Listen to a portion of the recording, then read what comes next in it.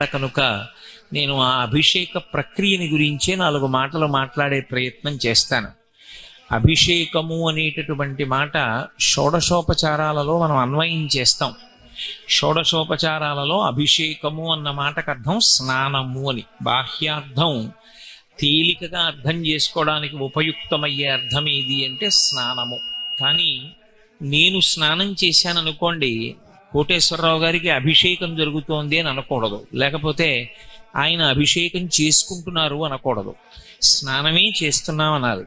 పరమేశ్వరుడికి కూడా స్నానం అన్న మాటే వాడతాం. షోడశోపచారాలలో అభిషేకం సమర్పయామి అనం, స్నానం సమర్పయామి అంటాం. స్నానం సమర్పయామి అన్నప్పుడు మంత్రపూరితమైనటువంటి జలం కలశలో ఉంటుంది. నదులను మంత్రశక్తి చేత ఆవాహన చేస్తారు. గంగే చ యమునే చైవ గోదావరి సరస్వతి నర్మదే సింధు కావేర్యౌ జలేస్మిన్ సన్నిధిం కురు ఆయాం తు ఈశ్వర స్నానార్థం కలశోదకేన నదీజలం ఆవాహయామి. నదుల యొక్క జలాల్ని ఆవాహన చేసి ఆ నీటితో ఆపోహిష్టామయో భవస్థాన ఊర్జీ దధాతన మహేరణాయి చక్షసే యోవశివతమో రసస్తస్య భాజేతే హనః వంటి మంత్రాలతో జలములను ప్రోక్షిస్తారు, ఒకసారి చల్లుతారు. చల్లినంత మాత్రం చేత దాన్ని స్నానంగా ఆయన స్వీకరిస్తాడు. ఆయన స్వీకరించడం కాదు, మనం దర్శనం చెయ్యాలి. పరమేశ్వరుని యొక్క స్నానాన్ని ఎవరైనా దర్శనం చేస్తే వాళ్ళకి 2 ఫలితములు కలుగుతాయి. ఒకటి అలక్ష్మి నివారణం అవుతుంది, 2 లక్ష్మి కటాక్షిస్తుంది. ఈ 2 జరగాలి అంటే ప్రతి ఇంటిలోనూ కూడా షోడశోపచార పూజలో భగవంతునికి స్నానం సమర్పయామి అని స్నానాన్ని భావన చెయ్యాలి. ఆ స్నానం ఎలా భావన చెయ్యాలో కూడా మనకి తెలియదని శంకర భగవత్పాదులు కనకధారా స్తవంలో మనకి నేర్పారు. దిగ్గస్థిభిక్ కనక కుంభముఖావసృష్ట స్వర్వాహిని విమలచారు జలప్లుతాంగీం ప్రాతర్నమామి జగతాం జననీమశేషలోకాధినాథ గృహిణీం అమృతాబ్ధిపుత్రీం అని పిలిచారు లక్ష్మీదేవిని. అమృతాబ్ధిపుత్రి, ఓ నారాయణుని యొక్క ఇల్లాలా, నీవు స్నానం చేయడాన్ని నేను భావన చేస్తున్నాను. ఆమె మనకు తల్లి, మనం బిడ్డలం. అమ్మ స్నానాన్ని బిడ్డల భావనతో చూడాలి తప్ప పురుషుడనన్న భావనతో చూడకూడదు. శివే శృంగారార్ద్ర తదితర జనే కుత్సనపర అంటారు శంకరాచార్యుల వారు. అమ్మవారి దగ్గరికి వెళ్ళి నిలబడ్డప్పుడు నేను పురుషుణ్ణి అన్న భావనతో ఎవరు నిలబడతాడో వాడి పట్ల అమ్మవారి కన్ను ఎరిపెక్కుతుంది. అమ్మా నేను నీ బిడ్డని అన్న భావనతో నిలబడవలసి ఉంటుంది. అప్పుడు ఎటువంటి అభిషేకాన్ని దర్శనం చెయ్యాలి, ఎటువంటి స్నానాన్ని దర్శనం చెయ్యాలి అంటే దిగ్గస్థిభిక్ కనకకుంభ ముఖావసృష్ట స్వర్వాహిని విమలచారు జలప్లుతాంగీం. ఈ భూమండలాన్నంతటినీ మోస్తుంటాయి కింద, వాటిని దిగ్గజములు అంటారు. ఆ దిగ్గజములు స్వర్వాహిని, ఊర్ధ్వలోకాల్లో ప్రవహించేటటువంటి ఆకాశ గంగని బంగారు కలశలలో పట్టుకుని వచ్చి గజలక్ష్మీ స్వరూపం అంటాం. అమ్మవారికి 2 పక్కల ఏనుగులు నిలబడి బంగారు కలశలతో తొండాలు పైకెత్తి నీళ్లు పోస్తాయి. ఆ నీళ్లు పోస్తున్నప్పుడు విమలచారు జలప్లుతాంగీం, ఆమె తెల్లటి బట్ట కట్టుకుని ఆ స్నానశాటిలో అమ్మవారు ఆ దిగ్గస్థిభి కనక కుంభ ముఖావసృష్ట స్వర్వాహిని, ఆ దిగ్గజములు బంగారు కలశములతో పోస్తున్నటువంటి నీటి యందు తడిసి ఉంటుంది. ఆ తడిసినటువంటి అమ్మవారిని లిప్త కాలం ఒక్కసారి దర్శనం చేస్తే చాలు. మనసులో దర్శనం చేస్తే అలక్ష్మీర్మే నశ్యతాం త్వాం రుణే అని శ్రీ సూక్తం. అలక్ష్మి నివారణమవుతుంది. అలక్ష్మి ఎక్కడి నుంచి వస్తుంది అంటే భూమిలోంచి పైకొస్తూ ఉంటుంది. అలక్ష్మి అంటే దరిద్ర దేవత, లక్ష్మికి వ్యతిరేక పదం. ఈ భూమిలోంచే ఆవిడ పైకొస్తుంది. ఎందుకంటే లక్ష్మి భూమిలోంచే వస్తుంది, అలక్ష్మి భూమిలోంచే వస్తుంది. అందుకే మీరు ఇందాక రుద్రాభిషేకం జరిగినప్పుడు ఒక మంత్రం వినుంటారు. అష్టమానువాకం పూర్తి చేస్తే ఒక మంత్రం చెప్తారు. ద్రాపేయం ధస్సస్పతే దరిద్రం నీలలోహిత ఏషాం పురుషాణం ఆభేర్మారోమో ఏషాం కించనా మమత్ అని. ఆ మంత్రానికి అర్థం ఏమిటంటే లక్ష్మి అలక్ష్మి ఏకకాలంలో పైకొచ్చాయనుకోండి, లక్ష్మి పైకొస్తుంది, అలక్ష్మి పైకొస్తుంది. భూమి రెండింటినీ అనుమతిస్తుంది. ఈ 2 పైకి కానీ వస్తే ఒక ప్రమాదం వస్తుంది. ఏం వస్తుంది అంటే ఇంట్లో ఐశ్వర్యం ఉంటుంది, తాను అనుభవించడానికి అయోగ్యుడవుతాడు. ఇంటి నిండా మధుర పదార్థాలు ఉంటాయి, తిందామంటే మధుమేహం ఉంటుంది. ఇంటి నిండా చక్కటి పచ్చళ్ళు కూరలు భార్య చేసి పెట్టగలదు, అనుకూలవతి. అనుకూలవతి అయినటువంటి భార్య అన్నీ వండి సిద్ధం చేసినా తాను ఉప్పు తినకూడదు, కారం తినకూడదు, రక్తపోటు ఉంటుంది. సప్పిడి తిని జీవనం చేస్తూ ఉంటాడు. లేక కాదు, అన్నీ ఉన్నాయి. కానీ లక్ష్మి ఉన్న చోటే అలక్ష్మి కూడా ఉంటుంది. అలక్ష్మి భూమిలోకి నెట్టివేయబడాలి, లక్ష్మి అనుమతింపబడాలి. లక్ష్మిని అనుమతించి అలక్ష్మిని తొక్కగలిగినది ఏది అంటే ఒక్క ఎద్దుకే ఆ లక్షణం ఉంది. లోకంలో లక్ష్మి అలక్ష్ములను రెండింటినీ కూడా ఆవాహన పలికి విసర్జనం చేయడానికి అమ్మవారు రెండు ప్రాణులను సృష్టించింది. ఒకటి ముందు భాగంలో లక్ష్మిని అనుగ్రహిస్తూ అలక్ష్మిని తొక్కుతుంది, ఒకటి వెనుక భాగంలో పూజ చేత లక్ష్మిని కటాక్షిస్తుంది. ఆవుకి పృష్ఠభాగంలో పూజ చేస్తే లక్ష్మీ కటాక్షం. ఎద్దు ముందు భాగంలో మెడ మీద కాడి పెట్టుకుని నడుస్తుంది. ఉత్తిగా ఎద్దు నడవడం కాదు, మెడ మీద కాడి ఉండి తీరాలి. ఉండి నడిచింది అంటే నాగలి ఉన్నది అని గుర్తు, లేదా బండి కట్టి ఉన్నది అని గుర్తు.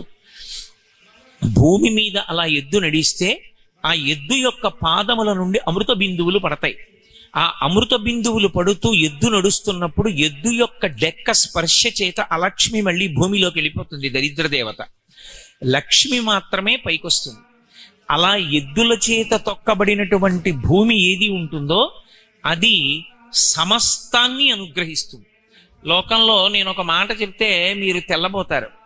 అసలు లోకంలో అలక్ష్మి విపరీతంగా దేనికి ప్రబలుతుంది అని అడిగారు వేదంలో. అలక్ష్మి దరిద్రదేవత విపరీతంగా ప్రబలడానికి, చిన్నతనం నుంచే కళ్ళజోడు రావడానికి, చక్షు సంబంధమైనటువంటి వ్యాధులు విపరీతంగా పెరగడానికి కారణం ఏమి అంటే కోళ్ళని విపరీతంగా పెంచి కోడిగుడ్డు తినడమే కారణము అని వేదంలో ఒక మాట. ఎక్కడైనా యజ్ఞం చేసేటప్పుడు ఆ యజ్ఞానికి సంబంధించినటువంటి యజ్ఞవాటము అంటారు. ఆ హోమశాల కడితే హోమశాలలో నిలబడి బ్రహ్మస్థానం అని ఒక స్థానం ఉంటుంది. బ్రహ్మస్థానం మొట్టమొదట వేదంలోంచి కొన్ని మంత్రాలు చెప్తారు. ఆ మంత్రాలు ఎందుకు చెప్తారంటే కోడిగుడ్డు తినే అలవాటు ఎవరైనా ఈ ప్రాంగణంలోకి ప్రవేశించి ఉంటే, కోడిగుడ్డు తినే అలవాటు ఉన్నవాడు ఇక ఆ ప్రాంగణంలోకి దేవతలు రారు, తీసుకోరు హవిస్సు. అటువంటి వాడు ఎవరైనా వచ్చి ఉన్నా, ఈ చుట్టుపక్కల ఉన్న తద్దోషము నివారణ అగుగాక, దేవతలు ప్రవేశింతురుగాక అని ఆహ్వానం పలుకుతారు. కోడిగుడ్డు అంత హేయమైన పదార్థంగా వేదంలో వర్ణింపబడింది. దేశంలో దరిద్రం ఎందుకు ఉత్పన్నమవుతుంది, ప్రమాదములు ఎందుకు విశేషంగా జరుగుతాయని అడిగారు. కోడిగుడ్డు తినడం ఎక్కువైపోతే, కోళ్ళని పెంచడం ఎక్కువైపోతే, యథేచ్ఛగా కోడిని సంహరించి మాంసం తింటే దరిద్రదేవతకి ఆహ్వానం పలికినట్టు. ఎద్దు యొక్క డెక్క భూమికి తగిలితే, కాడి మెడ మీద పెట్టుకున్నటువంటి ఎద్దు భూమి మీద దున్నితే అలక్ష్మి లోపలికి వెళ్ళిపోతుంది, లక్ష్మి పైకి వస్తుంది. ఆ లక్ష్మి పైకి వస్తే అలక్ష్మి ఉండదు. కానీ భూమిని గౌరవించడంలో మనం ఎన్నో దోషాలు చేస్తాం. అప్పుడు అలక్ష్మి యొక్క వైపరీత్యం పెరిగిపోతుంది. అలా పెరిగిపోకుండా ఉండాలంటే మరి ఏం చెయ్యాలి అని అడిగారు. నేను కోడిగుడ్డు తినకపోవచ్చు, కోడిగుడ్డు తినేవాళ్ళు ఎందరో ఉండొచ్చు, వాళ్ళందరినీ నేను మాన్పించలేనుగా, మరి ఏం చెయ్యాలని అడిగారు. అభిషేకం చేయమన్నారు. స్నానాన్ని మనసులో భావన చేసి తమలపాకు చివర నీళ్లు తీసి చల్లి మనసులో అమ్మవారు స్నానం చెయ్యడాన్ని భావన చేసినా లక్ష్మీ కటాక్షం కలిగి అలక్ష్మి పోతుంది. లేదు, అలా లోకమంతా నిండిపోయింది కలిపురుషుని యొక్క ప్రభావం చేత, రుద్రాభిషేకం చేస్తారు. చేసి ఈ మంత్రం చెప్తారు, ద్రాపేయం ధస్సస్పతే దరిద్రం నీలలోహిత అని. అంటే ఓ ఈశ్వర, మీ అనుగ్రహము చేత దరిద్రలక్ష్మి రాకుండుగాక. దరిద్రలక్ష్మి అంటే వ్యక్తిగతంగా చెప్పినప్పుడు ఇంట్లో అన్నం ఉండి తినడానికి అధికారం లేకుండా పోకుండా ఉండుగాక, ఇంట్లో భోగోపకరణాలుండి భోగం అనుభవించడానికి యోగ్యత లేకుండా శరీరం పాడైపోకుండా ఉండుగాక. అది కలగాలి అంటే అలక్ష్మీ నివారణం జరిగి లక్ష్మీ అనుగ్రహం కలగాలి అంటే యజుర్వేదాంతర్గతమైనటువంటి శ్రీరుద్ర మంత్రాలతో పరమశివలింగానికి అభిషేకం చేస్తే ఆ అభిషేకం చేత శివలింగం చల్లబడుతుంది. నేను మీతో ఒక మాట మనవి చేస్తాను, కొంచెం జాగ్రత్తగా పట్టుకునే ప్రయత్నం చెయ్యండి. ఒక శివలింగానికి అభిషేకం చేసిన వాళ్ళకి ఫలితం వస్తుందా, చూసిన వాళ్ళకి ఫలితం వస్తుందా, రుద్రమంత్రాల్ని జపం చేస్తే వస్తుందా, రుద్రమంత్రాన్ని పైకి చదివితే వస్తుందా అని అడిగారు అనుకోండి, ఈ అనుమానం వస్తుందని యజుర్వేదంలో శ్రీరుద్ర ప్రారంభంలోనే దీనికి వివరణం చేశారు. అసలు శివలింగానికి అభిషేకం చేస్తే లోకం ఎందుకు చల్లబడాలి అంటే, అక్కడ జరుగుతున్నటువంటిది కేవలం శివలింగానికి అభిషేకం అని అనుకోకూడదు. శివలింగానికి ఒక లక్షణం ఉంటుంది, అది 5 వైపులకి చూస్తుంది. కరచరణాదులతో ఒక మూర్తి ఉందనుకోండి, కాళ్ళు చేతులతో, అది వెనక్కి చూస్తుందని చెప్పకూడదు, తప్పు. ఎందుచేతనంటే వెనక్కి కళ్ళు పెట్టరు, వెనక నుంచి పూజ ఉండదు. కరచరణాదులతో ఉన్నటువంటి మూర్తి ఉన్న దేవాలయంలోకి వెళ్ళి వెనక కూర్చుని పూజ చెయ్యకూడదు, అది నిషిద్ధం శాస్త్రంలో. నేను ఏదో బాలాత్రిపుర సుందరి అమ్మవారి దేవాలయానికి వెళ్ళి అమ్మవారి పక్కన కూర్చుని కుంకుమార్చన చెయ్యాలి తప్ప అభిముఖంగా కూర్చుని పూజ చేసేటటువంటి అధికారం అసలు దేవాలయంలో పక్కన పెట్టండి, ఇంట్లో కూడా లేదు. ఇంట్లో కూడా మీ పూజా మందిరానికి అభిముఖంగా కూర్చుని మీరు పూజ చేస్తే కొత్తగా ఫలితం వచ్చే మాట దేవుడెరుగు, కానీ మీకున్నటువంటి తేజస్సుని హరించేస్తాడు ఈశ్వరుడు. కారణం ఏమి అంటే, నేను విశేషమైన తేజోవంతమైన దీపం వంక అలా చూశాను అనుకోండి, నా కంటికి చూసే శక్తి సన్నగిల్లుతుంది, కాసేపు చీకటిగా ఉంటుంది. ఎందుకంటే దాని శక్తి ముందు నా కంటి శక్తి చాలదు, ఈ వెలుతురు ఆ వెలుతురు ముందు నిలబడలేదు. అలాగే మన తేజస్సు ఈశ్వర తేజస్సు ముందు నిలబడదు కాబట్టి ఏది ఎక్కువ తేజస్సు అది తక్కువ తేజస్సుని హరిస్తుంది. మీరు పూజలో ఎంతసేపు అభిముఖంగా కూర్చున్నారో అంతసేపు మీ తేజస్సుని ఈశ్వరుడు హరిస్తాడు. అయితే ఒక్క ఉపకారం జరుగుతుంది, ఇంట్లో సింహాసనంలో ఉంటాడు కాబట్టి రక్షిస్తూ ఉంటాడు. అందుకే అభిముఖ పూజ లేదు, భగవంతుడికి ఎదురుగుండా కూర్చుని పూజ చేయడం అనేటటువంటిది పరమ అశాస్త్రీయమైనటువంటి పూజ. అసలు అటువంటి పూజ చేయకూడదు, ఎక్కడా జరగకూడదు. దేవాలయంలో కూడా అర్చన చేసేటప్పుడు ఒక పక్కకి కూర్చుని అర్చన చేస్తారు, దక్షిణ దిక్కుని చూడకుండా. దక్షిణ దిక్కుకి చూడకుండా చెయ్యాలి పూజ. చేసే నమస్కారం దక్షిణానికి వెళ్ళకూడదు. ఒక్క సంధ్యావందనం చేసినప్పుడు దిగ్దేవతా నమస్కారంలో తప్ప ఇతర కార్యముల యందు దక్షిణ దిక్కుకి నమస్కారం లేదు. అందుకే మహాత్ములు శరీరం విడిచిపెట్టినప్పుడు వాళ్ళ యొక్క సమాధి మీద శివలింగం ఉంచితే అధిష్టానం అంటారు, తులసి చెట్టు ఉంచితే బృందావనం అంటారు. అధిష్టానానికి కానీ బృందావనానికి కానీ వెళ్ళి నమస్కారం చేసినప్పుడు దక్షిణ దిక్కెటు అని అడిగి నమస్కారం చెయ్యాలి. మన ఇష్టం వచ్చినట్లు నమస్కారం చేస్తే అది యమధర్మరాజు గారికి ఎడుతుంది. ఆయన దక్షిణ దిక్కుకు అధిపతి, ఆయన ప్రీతి చెందాడనుకోండి, ఆయన ఇవ్వవలసిన అనుగ్రహం ఆయన ఇస్తాడు. అది మనకి ఆమోదయోగ్యం కాదు కాబట్టి, అంటే ఏమంటే మరి ఎప్పటికీ చచ్చిపోకూడదా అంటే, త్రయంబకం యజామహే సుగంధిం పుష్టివర్ధనం ఉర్వారుకమివ బంధనాన్ మృత్యోర్ముక్షీయమామృతాత్.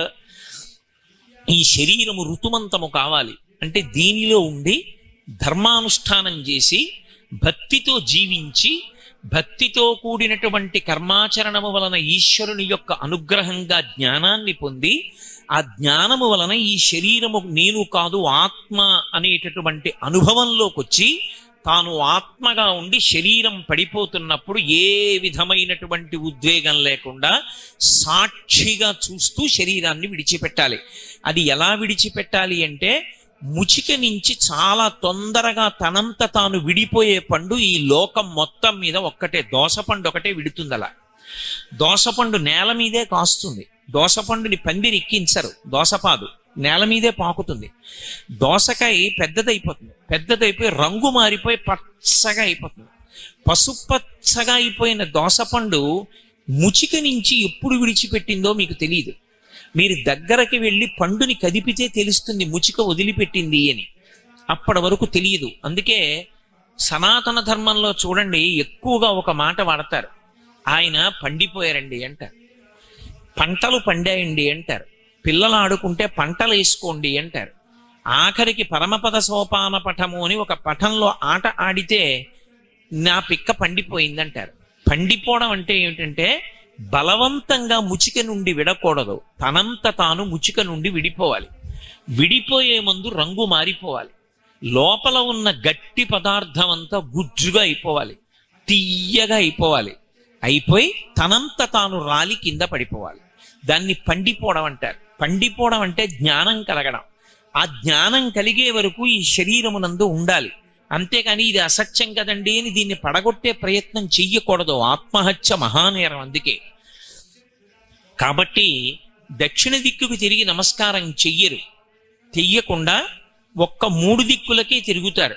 అందున ప్రత్యేకించి కరచరణాదులతో కూడినటువంటి మూర్తి ఉన్న దేవాలయంలో వెనక్కి వెళ్ళి నమస్కారం అసలు చేయరు, వెనక నుండి పూజ చెయ్యరు. కానీ ఒక్క శివలింగం దగ్గరికి వచ్చేటప్పటికి ఆయనకు ఒక పేరుంది వేదాంతంలో, అరూపరూపి అని పేరు శివలింగానికి. అరూపరూపి అంటే రూపము లేనివాడు, రూపం ఉన్నవాడు. అక్కడ ఏ రూపం లేదా అంటే ఓ రూపం ఉంది. రూపం ఉంది కదా అని కాళ్ళు చేతులు చెవులు ముక్కు నోరు ఉన్నాయా అంటే లేవు.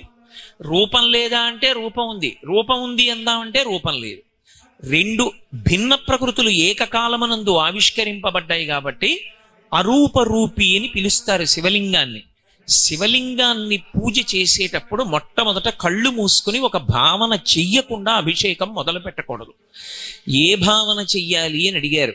నువ్వు కూర్చున్న శివలింగం ఎప్పుడు గుండ్రగా ఉంటుంది. అలా ఉండకుండా ఉంటే శివలింగం పానవట్టం ఎప్పుడు ఉత్తరానికే ఉండాలి శివలింగానికి. అలా కాకుండా ఉందనుకోండి, అది కూర్చున్న శివలింగం, నించున్న శివలింగం, పడుకున్న శివలింగం అని 3 ఉంటాయి. అందులో అభిషేకం తీసుకోవవి.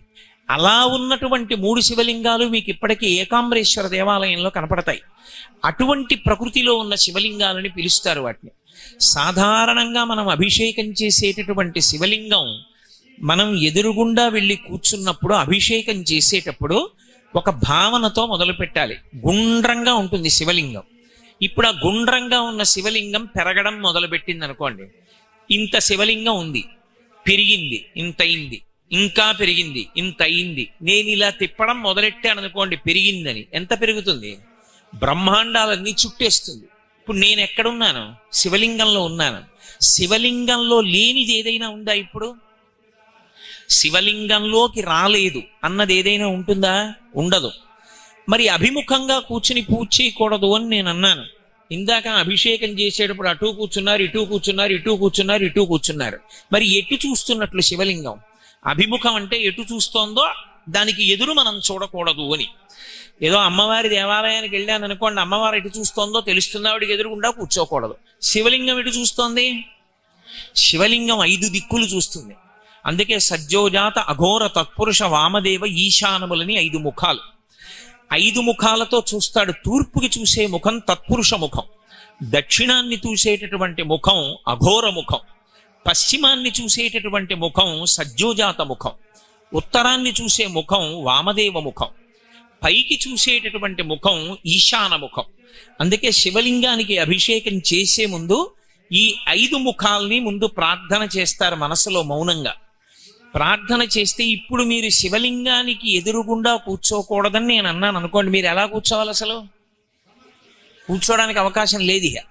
అందుకే శివలింగం దగ్గరికి వచ్చేటప్పటికి మినహాయింపు. మీరు ఎటు కూర్చుని అభిషేకం చేశారన్న దాన్ని తప్పట్టకూడదు. ఎటైనా కూర్చుని అభిషేకం చేసేయచ్చు. ఎందుకంటే అసలు శివలింగం ఎటు చూస్తోందో అటువైపుకి ఎదురుగా నేను కూర్చోను అంటే మీరు శివలింగం దగ్గర కూర్చోవడం సాధ్యం కానే కాదు. అందుకని అన్ని వైపులా చూస్తుంటాడు ఆయన. అన్ని వైపులా చూస్తాడు, అన్నీ ఆయనలోకే వచ్చేస్తాయి. శివాభిషేకం చేసే ముందు మీరు ఎన్ని పదార్థాలు వాడారని కానీ, మంత్రం ఎంత బాగా చెప్పారని కానీ, మీరు ఎన్ని పదార్థాలతో దేని తర్వాత ఏది వాడారని కానీ అన్నదానికన్నా మీరు ధ్యానం ఏం చేశారన్న దాని మీద ప్రధానంగా ఆధారపడి ఉంటుంది. అందుకే ఆపాతాళ నభస్థలంత భువన బ్రహ్మాండమా విస్ఫురత్ జ్యోతి స్ఫాటికలింగ మౌళి విలసత్పూర్ణేందువాంతామృతై అస్తోకప్లుతమేకమీశమనిశం రుద్రాను వాకాన్ జపన్ ధ్యాయేత్ ఈప్సిత సిద్ధయే ధ్రువపదం విప్రోభిషించేత్ శివం బ్రహ్మాండ వ్యాప్త దేహాభసిత హిమరుచాభాసమానా భుజంగై కంఠే కాళాః కపర్దాః కలిత శశికళశ్చండ కోదండహస్తాః త్రిక్షా రుద్రాక్షమాల సొలలిత వపుష సంభవా మూర్తిభేదా రుద్రాశ్రీ రుద్రసూక్త ప్రకటిత విభవాన ప్రయచ్చస్తు సౌఖ్యం అది నమకం మొదలు పెట్టరు. చమకంలోంచి శంచమే మయశ్చ మే అనుకామశ్చ మే కామశ్చ మే సౌమనసశ్చ మే భద్రంచ మే శ్రేయశ్చ మే వస్యశ్చ మే యశశ్చ మే అంటూ ఆ అనువాకంతో ప్రారంభం చెయ్యాలి అభిషేకాన్ని. అభిషేక ప్రక్రియ మొదలు పెట్టినప్పుడు మీ ఇష్టం వచ్చిన పదార్థాన్ని శివాభిషేకంలో ఉపయోగించడం నిషిద్ధం. మీ ఇష్టం వచ్చిన పదార్థాన్ని మీ ఇష్టం వచ్చిన క్రమంలో అభిషేకం చెయ్యడాన్ని అంగీకరించదు శైవాగమం. అభిషేకం చేసేటప్పుడు కలశపాత్ర చాలా పెద్దది పెట్టుకుని కలశ పూజ చెయ్యాలి. చేసి నారుద్రో రుద్రమర్చయేత్ మహన్యాసం చేసి ఆ కలశలో ఉన్న జలాలు పూర్తి కాకముందే మళ్ళీ తీసుకొచ్చి నీళ్లు పోస్తూ ఉండాలి. అలా నీళ్లు పొయ్యడం కానీ అభిషేకం కానీ ఎవరు చెయ్యాలి అంటే గోచి పోసి పంచ కట్టుకున్న వాడికొక్కడికే అక్కడ కూర్చునే అధికారం. అందరూ వచ్చి మీద నీళ్లు పొయ్యకూడదు. వికచ్చ అనుత్తరీయశ్చ నగ్నశ్చ అవస్త్రయేవచ అని వేదం. గోచి పోసి పంచ కట్టుకోకపోయినా వికచ్చ అనుత్తరీయశ్చ ఉత్తరీయం వేసుకోకపోయినా వాడు దిగంబరంగా వచ్చి కూర్చుని పూజ చేసినట్టు. దానివల్ల రాక్షస ప్రీతి కలిగి అలక్ష్మి పైకొస్తుంది భూమిలోంచి. అందుకే శివలింగాభిషేకం చేసే ముందు మహన్యాసం చేయిస్తారు. చేయించి ప్రార్థనా శ్లోకాన్ని గట్టిగా పట్టుకోవాలి. శివలింగం వంక చూస్తూ ఏమని భావన చెయ్యాలంటే ఇది ఆపాతాళన భస్తలంత భువన బ్రహ్మాండమా విస్ఫురత్. ఈ పాతాళలోకం దగ్గర నుంచి బ్రహ్మాండములు ఎంతవరకు ఉన్నాయో అంతవరకు ఈ శివలింగమే నిండిపోయింది. నిండిపోతే ఇప్పుడు దీని మీద చంద్రబింబం ఉంది. చంద్రబింబానికి ఓ లక్షణం ఉంటుంది. ఆయనకి సుధాకర హిమకర అని పేరు. అమృత బిందువులు పడుతూ ఉంటాయి చంద్రుడి మించి. ఆ అమృతధార పడుతూ ఉంటుంది. ఆ అమృతధారలో తడిసిపోతూ ఉంటుంది ఈ బ్రహ్మాండమంతా. తడిసిపోతుంటే చల్లగా ఉంటుంది. ఆ చల్లగా ఉన్నటువంటి శివలింగం చంద్రుని నుండి కరిగినటువంటి అమృతధారలతో తడుస్తోంది. అలా ఈ బ్రహ్మాండాన్నంతటినీ ఒక్కసారి శివలింగంగా భావన చెయ్యాలి. దూర్జటి చేశాడు కాళహస్తీశ్వర మహాత్మ్యంలో. సువర్ణముఖరీ నది స్నానానికి వెళ్ళి స్నానం చేసి బయటికి వచ్చాడు. ఆయన యొక్క శివభక్తికి ఆయనకి యజుర్వేదంలో చెప్పిన దర్శనమైంది. ఉదయగ్రావము పానవట్టము అభిషేకో తత్ప్రవాహంబు వార్ధి ధరిధ్వంతము ధూపధూమము జ్వలద్దీప ప్రభారాశి కౌముది జ్వాలానివహంబులద్భుత సుమంబులుగా తమోదూత సఖ్యదమై సీత గభబింబ శివలింగం ఒప్పె ప్రాచీదిశన్నన్నాడు. పానవట్టం చూస్తే దిక్కులు చెప్పేయచ్చు. దిగ్భ్రాంతి అని ఒకటి ఉంటుంది. భ్రాంతి అంటే తెలియకపోవడం. నేను ఈ ఊరు వచ్చాను అనుకోండి, నాకేదో విడిది ఇచ్చారు, ఆ విడిదిలోకి వెళ్ళాను అనుకోండి, నేను సంధ్యావందనం చేయాలి. సంధ్యావందనం చేసి దిగ్దేవతా నమస్కారం చేద్దామని లేచి నిలబడ్డాను అనుకోండి, ఏది ఏ దిక్కు నాకు తెలియదు. ఎంత పండితుడైనా కావచ్చు, ఎంత చదువుకున్నవాడైనా కావచ్చు, ఏ దిక్కో నాకు తెలియదు.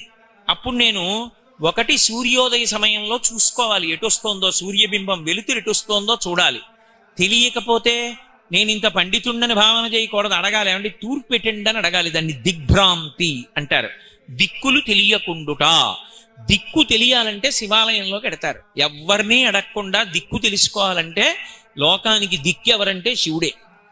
ఆయన దగ్గర కడితే దిక్కులు తెలుస్తాయి. ఎందుకు తెలుస్తాయంటే పానవట్టం ఎప్పుడూ ఉత్తర దిక్కునే చూడాలి. అభిషేక జలాలు ఉత్తర దిక్కు నుంచి తప్ప వేరొక దిక్కు పడడాన్ని నిషేధించింది శైవాగమం. ఒక్క ఉత్తర దిక్కుకే పడాలి పానవట్టం మించి. కాబట్టి ఉత్తరం వైపుకి ఎటుందో పానవట్టం చూస్తే అది ఉత్తరం. అది ఉత్తరం అంటే మీరు నిలబడినప్పుడు ఆ దిక్కు మీ ఎడం చేతి పక్కకు ఉండేటట్టుగా మీరు నిలబడితే మీకు అభిముఖంగా ఉన్నది తూర్పు, కుడి పక్కది దక్షిణం, వెనకాతల ఉన్నది పశ్చిమం. తెలిసిపోలా? దిగ్భ్రాంతి పోవాలంటే దిక్కెవరంటే శివుడే. అందుకని ఇప్పుడు ఆయన బ్రహ్మాండం అంతటా నిండిపోయాడు శివలింగంగా. అది కనపడింది ధూర్జటికి. అందరూ చేసినటువంటి అభిషేక జలాలన్నీ వెళ్ళి ఉత్తర దిక్కున పడిపోతే అదే ఉత్తర సముద్రం అన్నాడు ఆయన.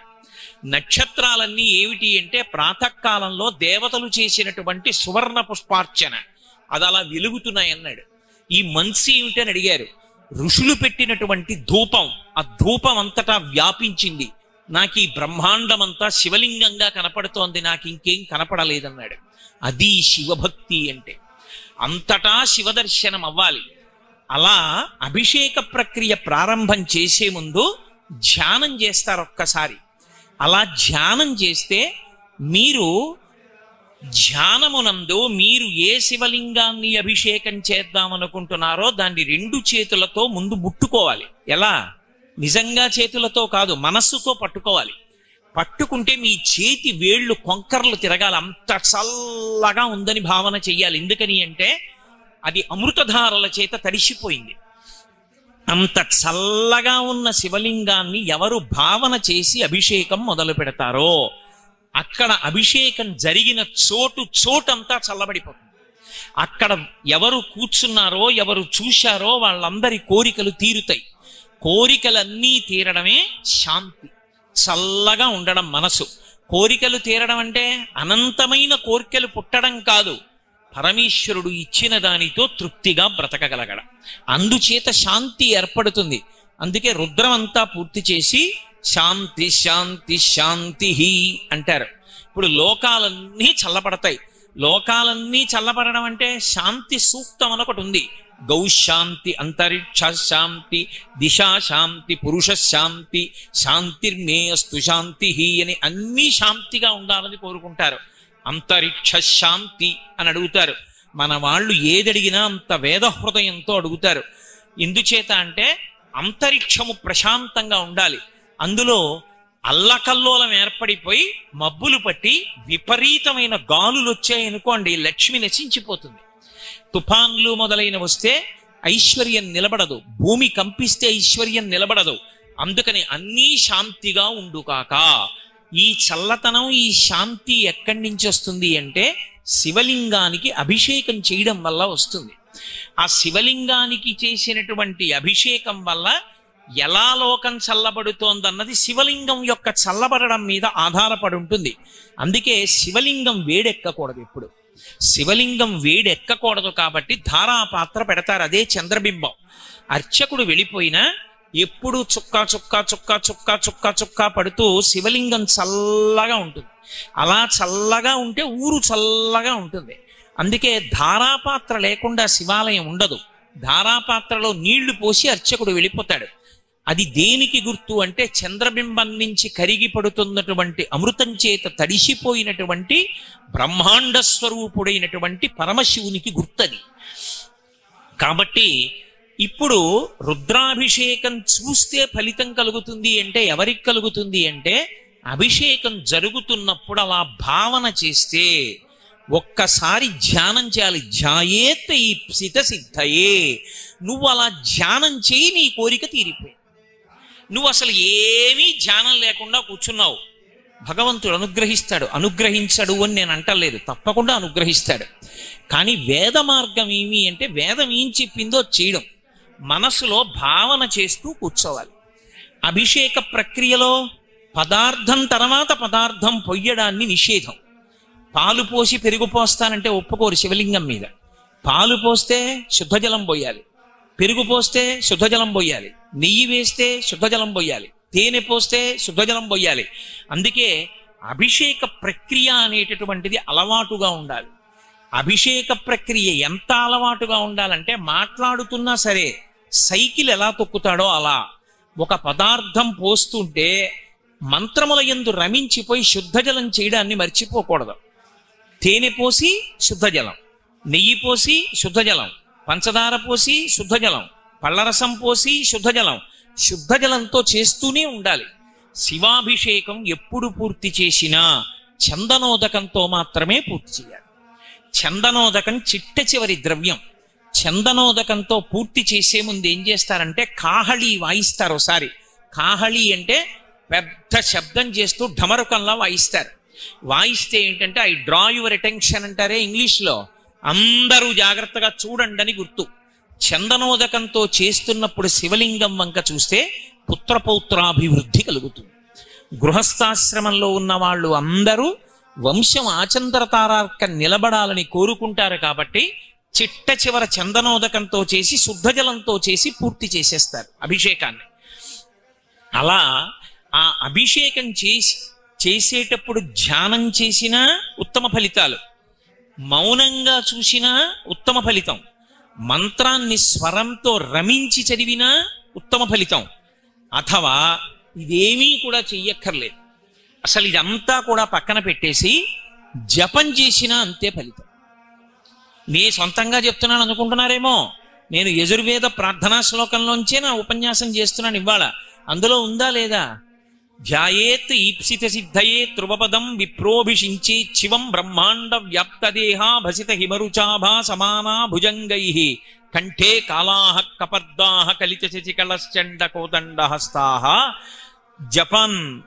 జపం చేస్తే ఒకప్పుడు శృంగగిరి పీఠాధిపత్యం వహించినటువంటి మహాపురుషులు చంద్రశేఖర భారతీ స్వామి వారు, ఆయన దగ్గరికి వెళ్ళి ఒక వేద పండితుడు మొరపెట్టుకున్నాడు, నా భార్యకు ఆరోగ్యంగా ఉండట్లేదండి, ఏం చేయమంటారు? ఆయన అన్నారు, నువ్వు వేదం చదువుకున్నావుగా, యజుర్వేదం వచ్చుగా అన్నారు. వచ్చు అన్నారు. యజుర్వేదంలో శ్రీరుద్రం వచ్చుగా? వచ్చు. మరి ఇంకే, శ్రీరుద్రం జపం చేసి మీ ఆవిడికి తీర్థం ఇయ్యి అన్నారు. ఆయన అన్నాడు, నేను శృంగేరి వచ్చాను, మా ఆవిడ్ని తీసుకురాలా, ఎక్కడో ఉంది, ఎలా అన్నాడు.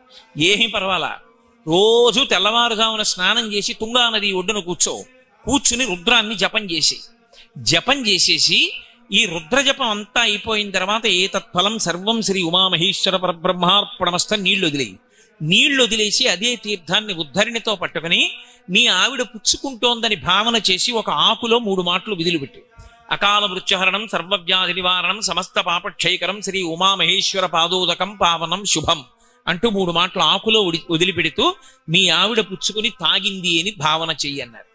11 రోజులు ఇక్కడ ఇలా చేసి నువ్వు మీ ఇంటికి వెళ్ళన్నారు. 11 రోజులు శృంగేరిలో తుంగానది ఒడ్డున కూర్చుని జపం చేసి ఆయన ఇంటికి వెళ్ళాడు. వాళ్ళ ఆవిడికి పూర్తి స్వస్థత కలిగింది. నేను మీతో ఒక యథార్థం చెప్తున్నా, ఖండాంతరములలో ఉన్న వాళ్ళ యొక్క కోరిక కూడా రుద్రజపం చేత తీర్చవచ్చు. అంత శక్తివంతం రుద్రమంత్రాలు. అందుకే ఆ రుద్రాన్ని జపం చేస్తే చాలు. అందుకే ఒక్క రుద్రం ఎన్ని కింద విడిపోతుంది అంటే, ఒక్క రుద్రానికి నమకపాఠం, చమకపాఠం, క్రమపాఠం, ఘనపాఠం, ఇవి కాకుండా మళ్ళీ ఆ రుద్రమంత్రాన్ని ఆయా అనువాకాల్లోంచి నమః వరకు విడదీసి స్వాహ కలిపారనుకోండి, హవిస్సుకి వెళ్ళిపోతుంది. ఇక్కడే ఇప్పుడు రుద్రహోమం చేశారనుకోండి, రుద్రహోమం చేస్తూ అనువాకంలోంచి నమశబ్దం వరకు మంత్రాన్ని తీసి నమస్వాహ అంటూ హవిస్సు ఇచ్చారనుకోండి, దాన్ని పరమేశ్వరుడు వచ్చి పుచ్చుకుంటాడు. ఇక మళ్ళీ వేరే మంత్రభాగాన్ని అన్వయం చెయ్యక్కర్లేదు. ఆ మంత్రానికి చివర స్వాహాకారం పెట్టేస్తే అదే యజ్ఞాధికారం కిందకి వెళ్ళిపోయి యజ్ఞంలో హవిస్సు ఇవ్వడానికి అధికారం ఇస్తుంది. కాదు, విశేషార్చన అని ఒకటి ఉంటుంది పరమశివుడికి. అందులో రుద్రమంత్రాల్ని తీసుకొచ్చి ఒక్కొక్క మంత్రాన్ని ఒక్కొక్క చోట విరుస్తూ నమః శబ్దం చెప్తూ ఆయనకి పూజ చేసేయచ్చు. అన్నిటికన్నా ఆశ్చర్యం ఏంటంటే, పరమశివుడి గురించి రుద్రంతో జపం చేస్తే చాలు. జపం చేసేటప్పుడు ఒక లక్షణం ఉంటుంది. జపానికి ఉత్తమోత్తమైన ఫలితం ఎప్పుడు వస్తుంది? పెదవులు కదపకపోతే. పెదవులు కదిలే అనుకోండి, ఆ జపం హీనపక్షమైన ఫలితాన్ని ఇస్తుంది, చాలా తక్కువ ఫలితం ఇస్తుంది.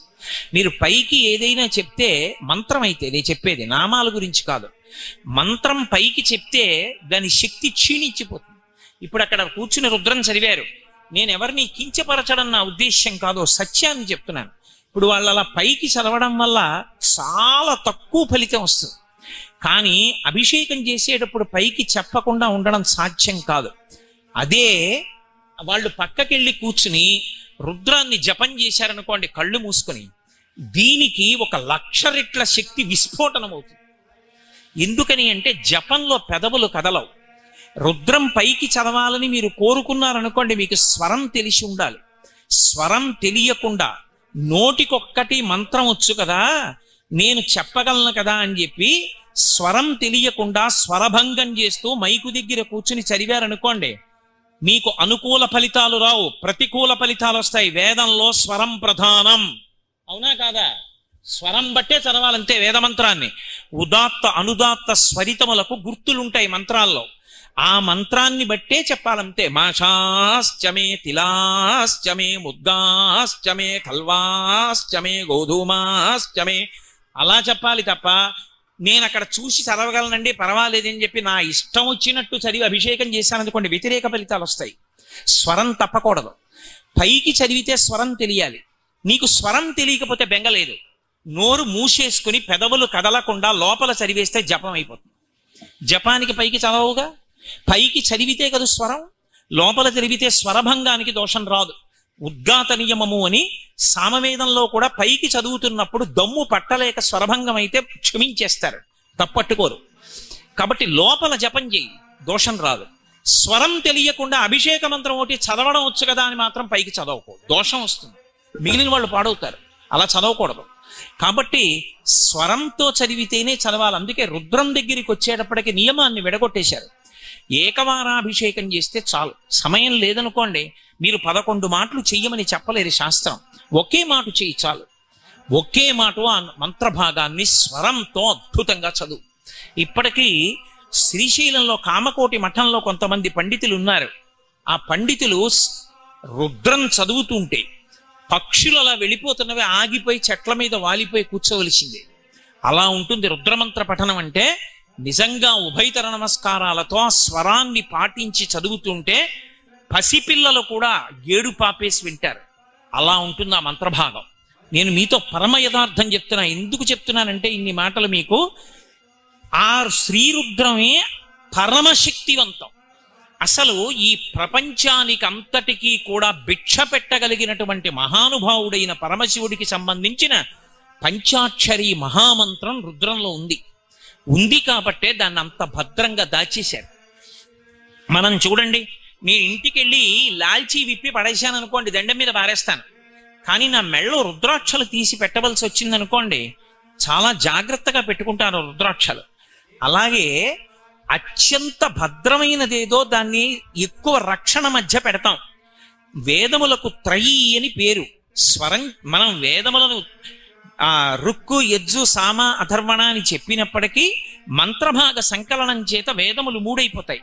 అయిపోయినప్పుడు రుక్కు, యజ్జు, సామ, అథర్వణ వేదం మళ్ళీ కలిసిపోతుంది మిగిలిన వేదాల్లోకి.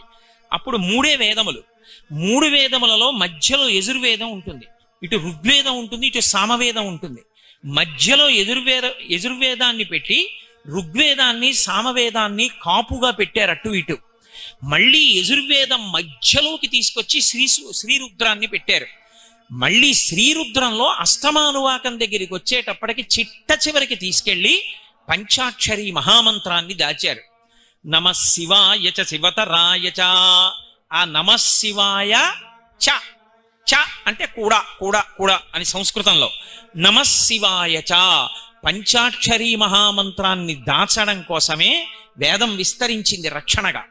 అంత గొప్ప మంత్రం ఉంది అష్టమానువాకంలో. అందుకే అష్టమానువాకం చేస్తే గంట కొడతారు. గంట కొడుతూ అష్టమానువాకం చేయడానికి కారణం ఏంటంటే దేవతలకి పరాకు చెప్పడం. మేము పరమశక్తివంతమైన అనువాకాన్ని పఠనం చేస్తున్నాం.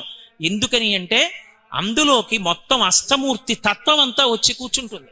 శంకరాచార్యుల వారు దక్షిణామూర్తి స్తోత్రం చేస్తే ఆ పిల్లలు చదివారు ఇందాక. ఎంత చక్కగా చదివారో! దుర్గారావు గారు ధన్యుడు, అంత అందంగా నేర్పారు ఆ పిల్లలకి. భూరంభంశనలో నిలోంబర మహార్నాథో హిమాంసు పుమాన్ ఇత్యాభాతి చరాచరాత్మకమిదం యస్యైవ మూర్త్యష్టకం నాణ్యకించన విద్యతే విమృశతాం యస్మాత్ పరస్మాత్ విభో తస్మై శ్రీ గురుమూర్తయే నమ ఇదం శ్రీ దక్షిణామూర్తయే. పరమశివుని తత్వం 8 అంకె మీద నడుస్తూ ఉంటుంది. అష్టమూర్తి అని శివలింగం మూర్తి రూపాన్ని పొందితే 8 మూర్తులుగా తిరుగుతాడు ఆయన. ఇక ఈ 8 తప్ప ఇక 9వది మీకు లేదు బ్రహ్మాండంలో. అందుకే భూరంభాంశనలో నిలోంబర మహార్నాథో హిమాంసు పుమాన్.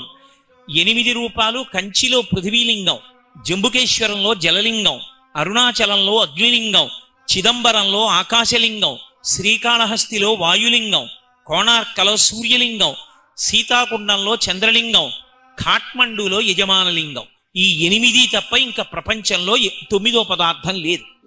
ఏదైనా ఉంటే పరబ్రహ్మం ఒక్కటే మిగిలింది.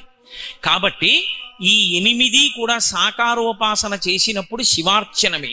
ఈ పృథివీ ఎవరు అంటే శివుడు, నీరెవరు అంటే శివుడు, అందుకే జంబుకేశ్వరంలో జలలింగంగా ఉంటాడు. అగ్ని ఎవరు అంటే శివుడు, అందుకే అరుణాచలంలో అగ్నిలింగంగా ఉంటాడు. ఆకాశం ఎవరు అంటే శివుడు, అందుకే చిదంబరంలో ఆకాశలింగంగా ఉంటాడు. వాయువు ఎవరు అంటే శివుడు, అందుకే శ్రీకాళహస్తిలో వాయులింగంగా ఉంటాడు. సూర్యుడు ఎవరు అంటే శివుడు. శంకరాచార్యుల వారు అడుగుతారు, అడిగినప్పుడు ఎవరు సూర్యుడు అంటే పరమశివుడే సూర్యుడిగా చెప్పారు. సూర్యుడుగా కోణార్కలో సూర్యలింగం ఉంది. చంద్రుడెవరు అంటే శివుడు, అందుకే సీతాకుండంలో చంద్రలింగం. నేనని నేను అనుకునే ఈ జీవుడెవరు అంటే పరమశివుడే, అందుకే కాఠ్మండూలో యజమాన లింగం.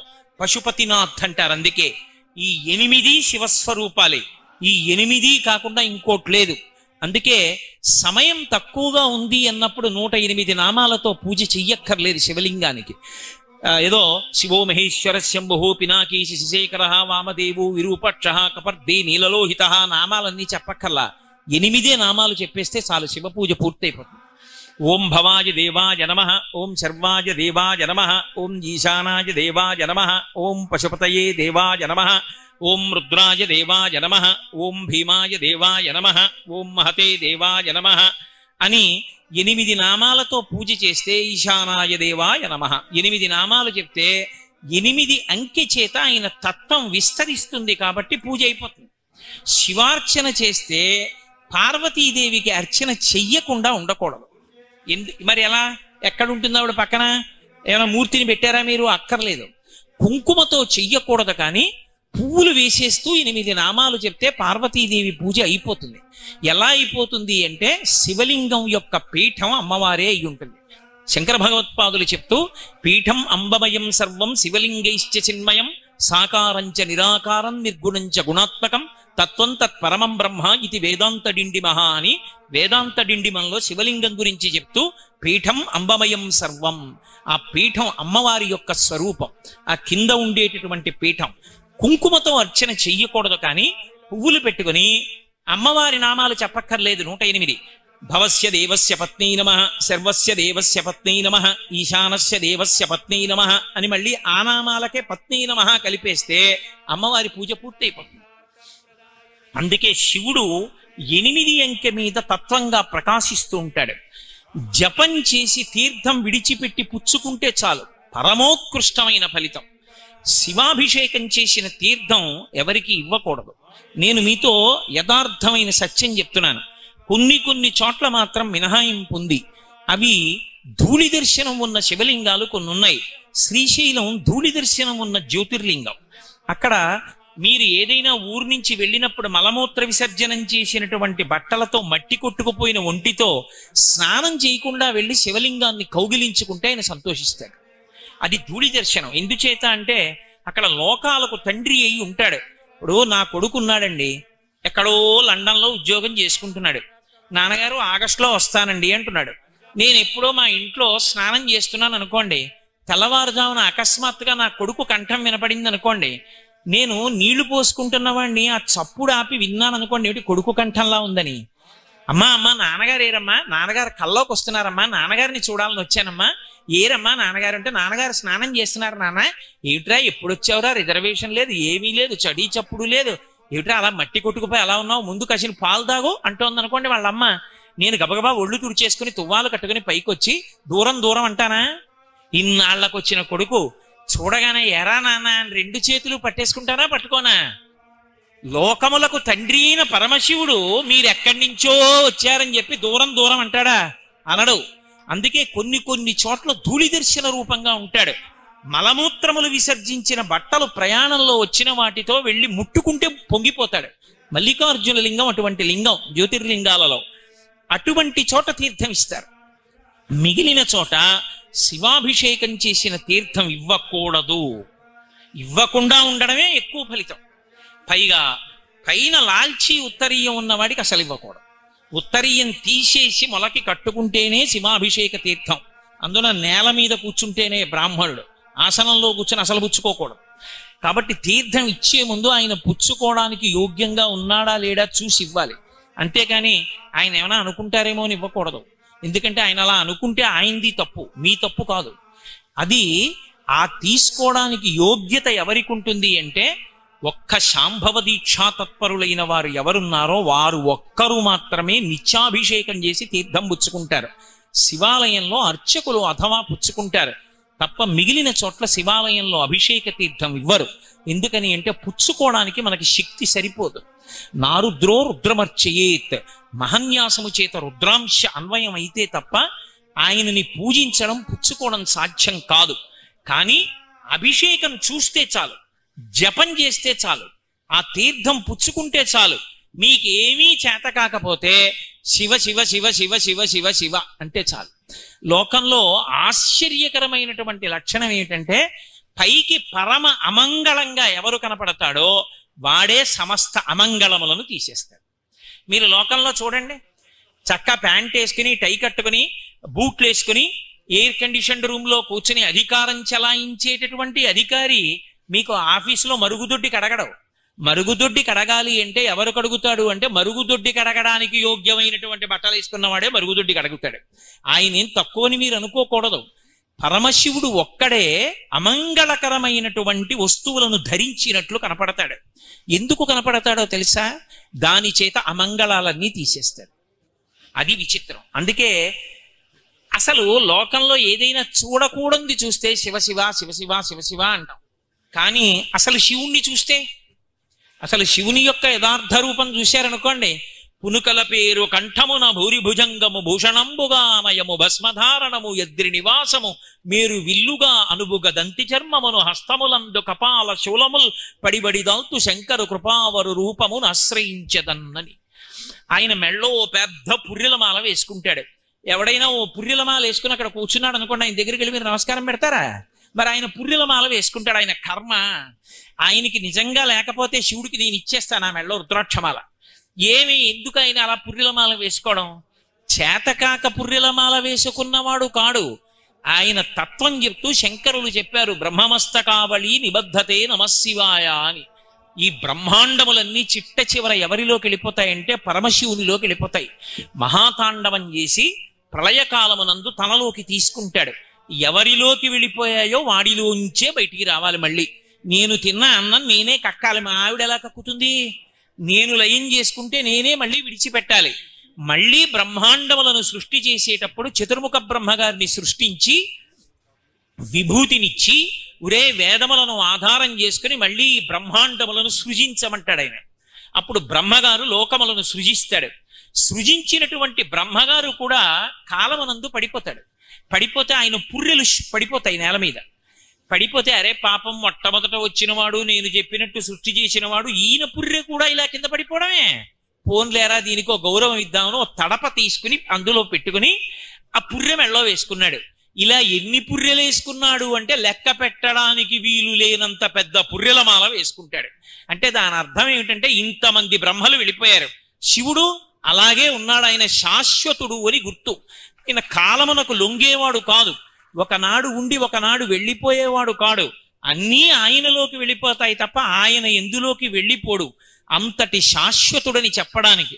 అందుకే శివకవచం గురించి చెప్తే, ఓం నమో భగవతే సదాశివాయ సకల తత్వ విదూరాయ సకల లోకైక కర్త్రే సకల లోకైక హర్త్రే సకల లోకైక సంహర్త్రే సకల లోకైక సాక్షిణే సకల నిగమ గుహ్యాయ సకల లోకైక వరప్రదాయ సకల దురితార్తి భంజనాయ సకల జగద భయంకరాయ శశాంక శేఖరాయ శాశ్వత నిజావాసాయ నిరావాసాయ నిరాభాసాయ నిరాతంకాయ నిష్కళంకాయ నిష్ప్రపంచాయ నిర్ద్వంద్వాయ నిస్సంగాయ నిర్మమాయ నిర్మలాయ నిర్గుణాయ నిరుపమ విభవాయ నిత్యశుద్ధ బుద్ధ పరిపూర్ణ సచ్చిదానందద్వైత పరమ ప్రకాశాంత పరమ ప్రశాంతాయ పరమ తేజో విభూత్యాయ జయ జయ జయ రుద్ర మహారుద్ర మహారౌద్ర వీరభద్రావతార మహాభైరవ కాల భైరవ కల్పాంత భైరవ కపాలమాలాధర ఖట్వాంగ ఖడ్గ చర్మ ధర మృడ మృత్యుంజయత్రయంబక సదాశివ పరమశివ అని పిలుస్తారు. అందులో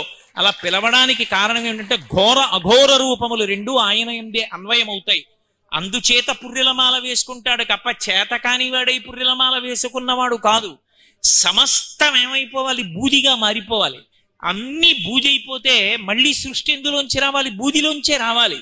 ఈ సృష్టి యొక్క జీవకణాలని దాచడానికి కంప్యూటర్లో చిప్స్ ఎలా ఉంటాయో అలా సృష్టి కణాలన్నింటినీ తన శరీరానికే అలదుకుంటాడు. అందుకే విభూతిని ఒంటికి రాసుకుంటాడు అనడానికి కారణం అది. ఏది శాశ్వతమైనదో అది విభూతి. చిట్ట చివరికి అన్ని ఏమైపోతాయంటే బూదిగా మారిపోతాయి. అది భస్మ. స్కాంద పురాణంలో బ్రహ్మోత్తర ఖండం అని ఒక ఖండం, అందులో భస్మ వైభవం చెప్తారు. దానికి భస్మ అని పిలుస్తారు. భస్మ అని ఎందుకు పిలుస్తారు అంటే భా అంటే కాంతి, భగవంతుడు. స్మ అంటే స్మరణ గుర్తుకు రావడం. ఈ మనుష్య ఉపాధిలో ఉన్నవాడికి భగవంతుడు జ్ఞాపకం వస్తూ ఉండాలి.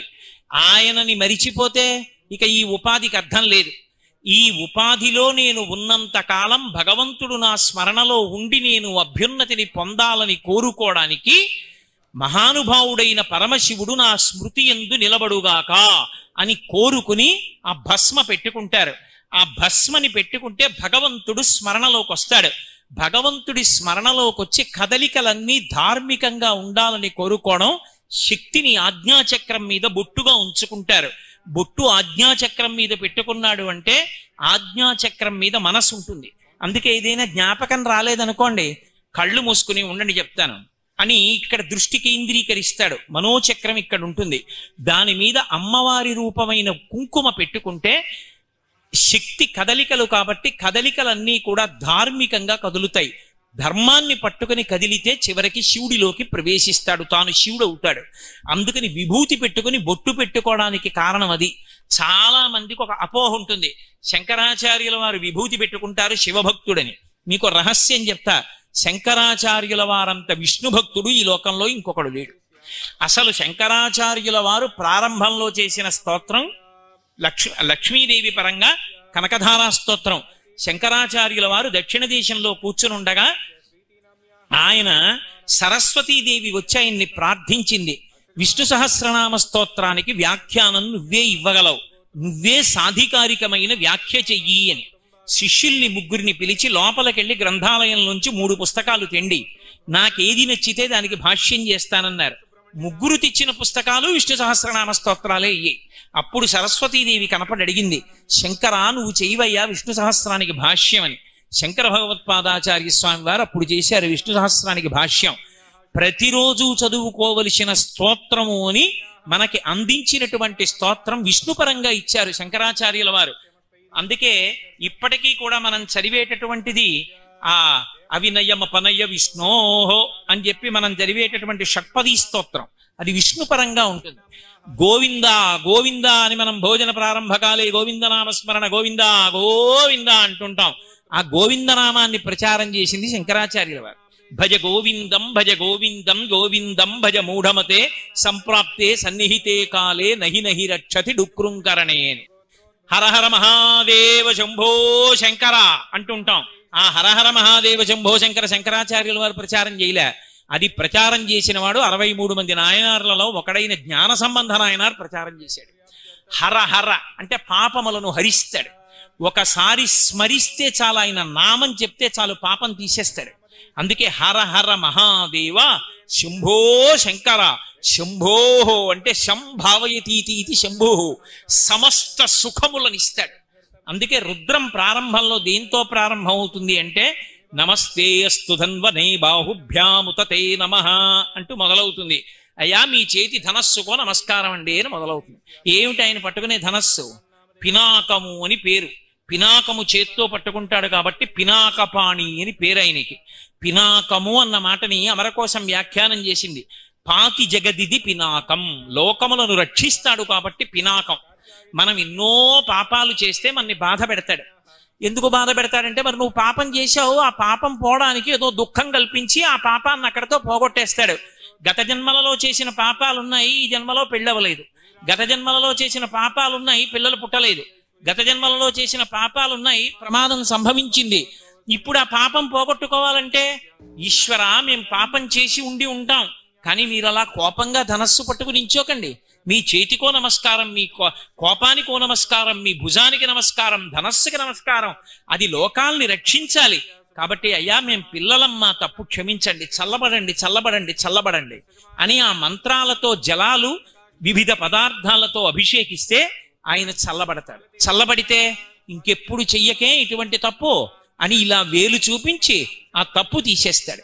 ఆ పాపం తీసేసి ఇప్పుడు సుఖాలన్నింటినీ ఇస్తాడు. అందుకే చమకం దగ్గరికి వచ్చేటప్పటికి సమస్త సుఖస్వరూపాలు ఆయనే.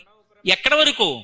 అంటే ఆఖరికి యజ్ఞంలో వాడేటటువంటి పదార్థముల దగ్గర నుండి సంఖ్యాశాస్త్రము చేత ప్రతిపాదింపబడేటటువంటి ఏకాచమే తిస్రచమే పంచచమే సప్తచమే నవచమే ఏకాదశచమే త్రయోదశచమే చతుర్దశచమే పంచదశచమే అంటూ అందులో ఉన్నటువంటి సంఖ్యాశాస్త్రంతో ప్రతిపాదింపబడే సమస్త తత్వస్వరూపంగా ఆయన్ని అభిషేకం చేస్తాం. ఇంతగా అభిషేకం చేయబడతాడు కాబట్టే లోకాలను అంత చల్లబరుస్తాడు. శివుడికి ఒక లక్షణం ఉంటుంది, ఇంత కష్టపడి ఆరాధన చేస్తేనే అనుగ్రహిస్తాడా అండి అని మీరు అనుకోకండి. శివుడంత కిందకొచ్చేసేటటువంటి వాడు మీకు లోకంలో ఎక్కడా కనపడడం. మనని ఆపదల నుండి గట్టెక్కించడానికి అంత కిందకొస్తాడు ఆయన. ఎంత కిందకొచ్చేస్తాడంటే నమశివాభ్యాం సరసోత్సవాభ్యాం అంటారు శంకర భగవత్పాదులు. ఆయన ఉత్సవాలన్నీ ఎవరి కోసమో తెలుసా? ఆయన ఉత్సవాలు ప్రమాదంతో కూడుకున్నవై ఉంటాయి. కొన్ని అత్యంత ప్రమాదం, అది మనకే కాదు ఆయనకి కూడా. అది అమంగళకరం. లోకంలో నిజంగా అటువంటివి జరిగితే దేవాలయానికి అంతటికీ సంప్రోక్షణ చెయ్యాలి, ఈశ్వరమూర్తులకు సంప్రోక్షణ చెయ్యాలి. అంత ప్రమాదకరమైన ఉత్సవం చేయించుకుని నిజంగా ప్రమాదం జరిగితే అటువంటి ప్రమాదం జరగకుండా చేస్తాడు. నేను మీతో ఒకటి చెప్పాలి అంటే, కార్తీక మాసంలో జ్వాలాతోరణము అని ఒక ఉత్సవం. ఆ జ్వాలాతోరణం చేసేటప్పుడు కొత్తగా పండినటువంటి పంట పొలాలలో మిగిలిపోయిన గడ్డి తెచ్చి 2 స్తంభాలు పాతి అడ్డంగా స్తంభం కట్టి ఆ గడ్డినంతటినీ కట్టి దాని మీద ఆవు నెయ్యి పోసి వెలిగిస్తారు. వెలిగించి పరమశివుడిని పార్వతీదేవిని పల్లకీలో పట్టుకొని భగవన్నామని చెప్తూ పరిగెడతారు. పల్లకీ పట్టుకు పరిగెత్తకూడదు, పరిగెడతారు. పరిగెత్తుకుంటూ 3 మాటలు దాని కింద నుంచి పరిగెడతారు. పరిగెడితే ఆ జ్వాలాతోరణం కింద నుంచి జ్వాలలు వెలుగుతూ ఆ గడ్డి కాలుతుంటుంది, ముద్దగా కింద పడిపోతుంది. ఒకసారి పడిపోయినప్పుడు నేను ఒకసారి చూశా కూడా, పల్లకీ మీద పడిపోయి వెలుగుతున్న అగ్నితో వెళ్ళి ఆయన దగ్గర పడిపోతాయి. పడిపోయినప్పుడు ఒక్కొక్కసారి ఉత్సవమూర్తికి కట్టిన పంచె అంటుకుంటుంది కూడా, కానీ ఏమీ దోషం రాదు. ఎందుకు రాదో తెలుసా? ఆయన ఎందుకు చేయించుకుంటాడంటే జ్వాలాతోరణం మన కోసం చేస్తాడు. ఒరే, వద్దన్న పనులు ఎన్నో చేసేసావు, మహాపాపం సంక్రమించింది, ఇప్పుడు నీ శరీరం పడిపోయిన తరువాత ఒక భయంకరమైన స్థితిని ఎదుర్కోవాలి. భైరవ దర్శనం అని ఉంటుంది. అందుకే శివాలయంలో భైరవుడు ఉంటాడు, కాలభైరవుడు అని. భైరవుడు అంటే ఏమిటో అనుకోకండి, లోకంలో ఏది భై అని అరిస్తే మనం హడిలిపోతామో అదే భైరవ. కుక్కకి వేరు పేరు లేదు, సంస్కృతంలో భైరవ అంటారు, వేదాంతంలో రవము అంటే శబ్దం, భైరవ అది భౌ అంటుందంటాం, భై అని అరుస్తుంది. అరవగానే మనం పరిగెడతాం, మనం పరిగెడితే అది మీద పడుతుంది. శరీరంలోంచి జీవుడు పైకి లేవగానే, శరీరం దగ్ధం చేయగానే చేసిన పాపాలకి ఫలితాన్ని అనుభవింప చేయడానికి ఓ నల్ల కుక్క వస్తుందిట 6 ముఖాలతో వచ్చి వెంట పడుతుంది. అదే కాలభైరవ స్వరూపం. అది వెంట పడితే అది భయ్యనరిచి మీద పడుతుంటే దిక్కుతోచక నాన్న వాళ్ళు లేక పరిగెడుతుంటాడు. ఆ పరిగెత్తి అమ్మయ్య వెలుతురు కనపడుతోందని వెళ్ళిపోతాడు. ఆ కటిక చీకట్లో కనపడిన వెలుతురేది అంటే అగ్ని జ్వాలలతో ఒక తోరణం ఉంటుంది, అదే యమసదనం. ఆ తోరణంలోంచి తోస్తారు లోపలికి. అప్పుడు ఎంత బాధపడతాడో జీవుడు. ఈ బాధ నీకు తీసేయడానికి నేను తోడుంటాను, భయం లేదు. అక్కడ యమసదనపు జ్వాలాతోరణం చూడకుండా ఉండాలంటే, కుక్క పరిగెత్తినప్పుడు పరిగెత్తకుండా ఉండాలంటే నన్ను పట్టుకుని నా వెంట పరిగెత్తు, ఆ పరుగు లేకుండా చేసి నిన్ను నా కైలాసానికి తీసుకెడతానని జ్వాలాతోరణ ఉత్సవంలో అంత కిందకొచ్చి కార్తీక పౌర్ణమి నాడు జ్వాలాతోరణ ఉత్సవం చేయించుకుని మనతో పాటుగా అగ్నిజ్వాలల కింద తిరుగుతుంది శివుని యొక్క పల్లకి. మేము కాశీ వెడితే కార్తీక పౌర్ణమి నాడు చెయ్యవలసిందే అని శృంగేరి పీఠంలో జ్వాలాతోరణం ప్రత్యేకంగా చేయించాను నేను. ఎందుకని అంటే అంత గొప్ప ఉత్సవం జ్వాలాతోరణ ఉత్సవం. అంత కిందకొచ్చి కాపాడేటటువంటి వాడెవరంటే పరమశివ తత్వం ఒక్కటే. అందుకే మీరు చూడండి, పరమశివ భక్తులైనటువంటి వారు ఏమీ ఎరగనటువంటి పరమ అమాయకుడు ఎరుకల వాడి దగ్గర నుంచి, దొంగల దగ్గర నుంచి 63 మంది నాయనార్లలో పతాక స్థాయిలో ఉండేటటువంటి మహాభక్తులు జ్ఞాన సంబంధ నాయనార్ అప్పటి వరకు కూడా శివభక్తులే అయి ఉంటారు. కారణమేమి అంటే అందరినీ తన చుట్టూ అలా చేర్చుకుంటాడు.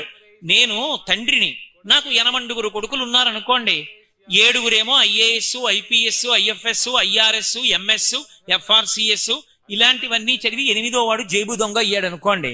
8వ వాడు జేబు దొంగ అయితే వాడు నా కొడుకు కాదని చెప్తానా? నా షష్ఠి పూర్తి జరిగితే యనమండుగురిని పిలుస్తాను. ఒరే, ఇక్కడ నీ హస్తలాఘవం ప్రదర్శించకుసుమా, నా మర్యాద పోతుందని చెప్తాను. పరమశివుడు లోకాలకి తండ్రి కాబట్టి ఆయన దగ్గర ప్రమదగణాలు ఉండకూడదు, భూతగణాలు ఉండకూడదు, రాక్షస గుణాలు ఉండకూడదు అంటే మరి ఎవరి దగ్గర ఉంటాయి? ఆయన తండ్రి అన్నప్పుడు ఆయన దగ్గరే ఉండాలి.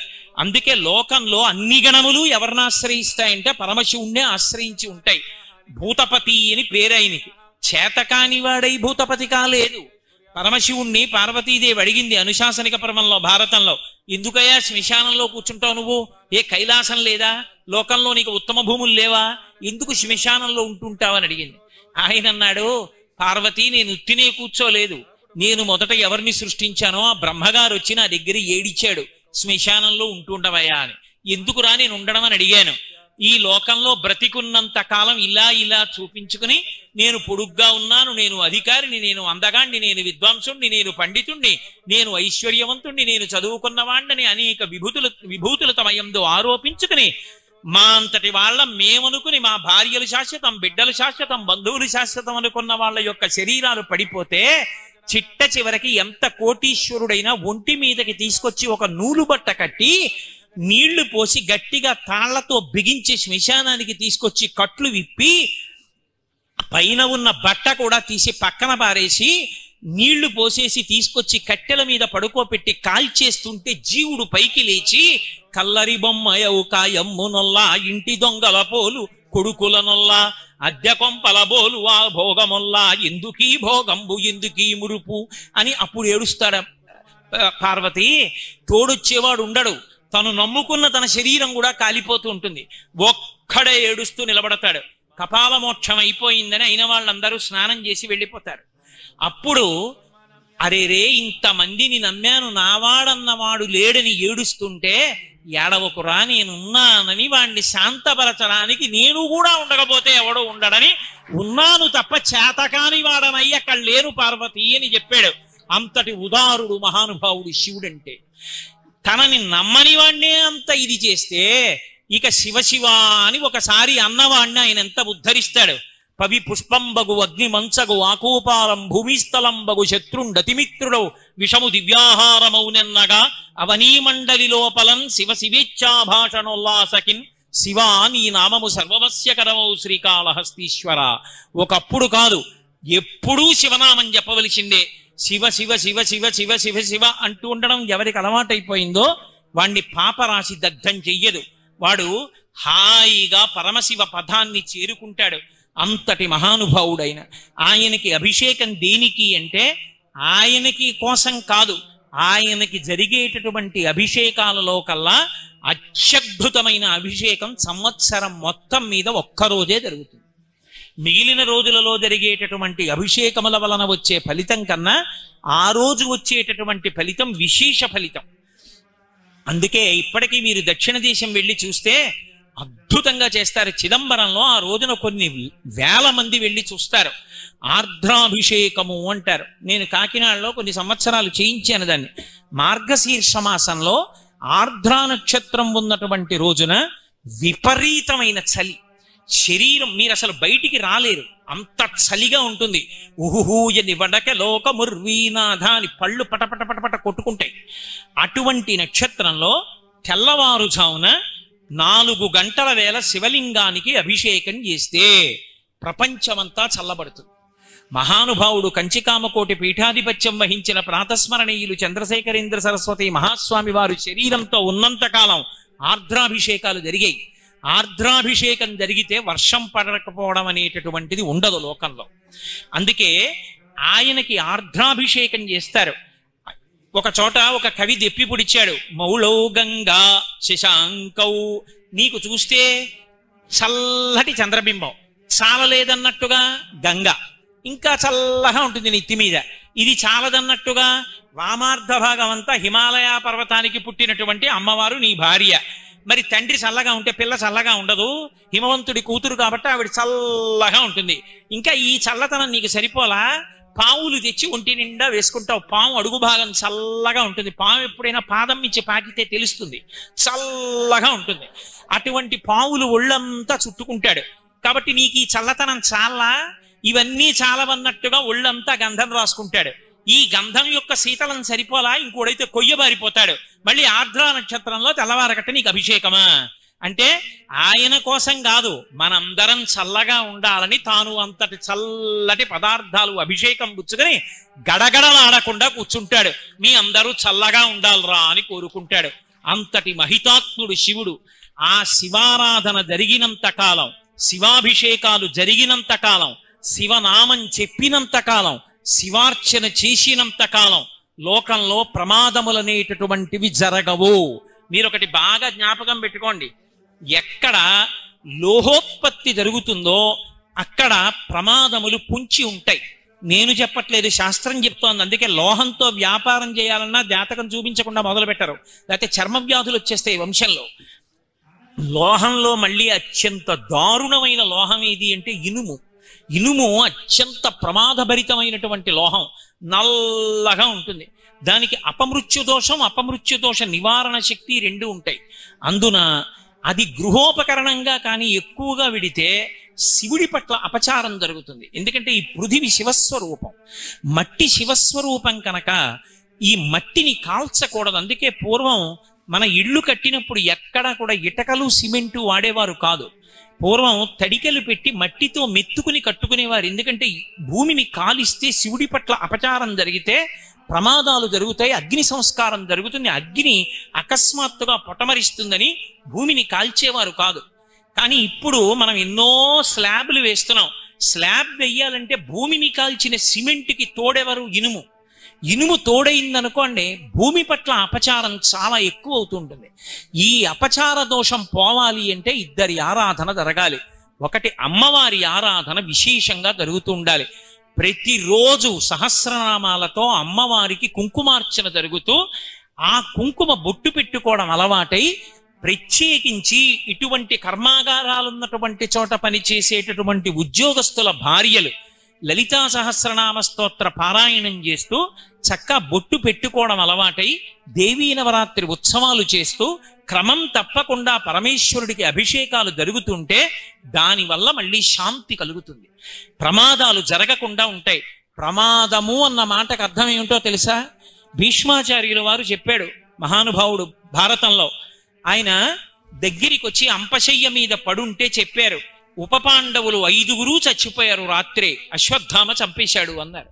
ఆయన అన్నాడు నవ్వి, రాజట ధర్మజుండు, సురరాజసుతుండట ధన్వి, లోక సంరక్షకుడైన చక్రి, సర్వభద్ర సంయోజకుడైన చక్రి సారథియట, ఉగ్రగదాధరుండు భీముడై యాజికి తోడువచ్చునట, ఆపద కల్గుటకేమి చిత్రమో అన్నాడు.